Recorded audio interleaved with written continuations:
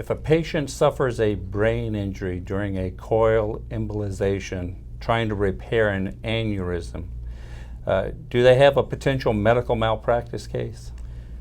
Jim, coil embolizations are where the doctor takes a tiny coil and either runs it from the groin or from the arm all the way up to the brain because a patient has an aneurysm. Now, if it is an emergency aneurysm, that's one thing.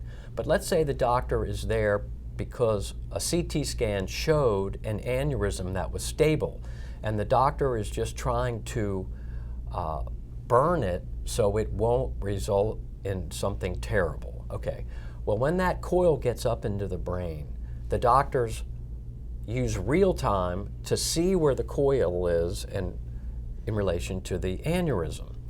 Well, what we are talking about here that could be a medical malpractice case is if the doctor accidentally lacerates a vein or an artery, causing hemorrhaging, not when they're doing the aneurysm and burning it, but when they're trying to get either the coil to the aneurysm or retracting the coil.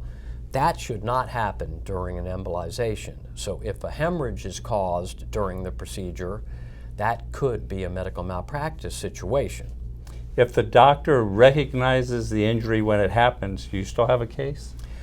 Now, Jim, that is another enigma.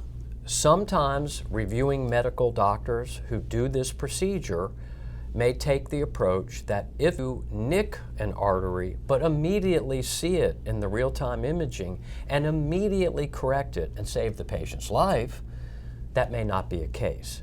Now contrast that with where the doctor nicks, causes hemorrhaging, and doesn't act on it right away, and the patient either is left with brain damage or dies. That could be a medical malpractice case.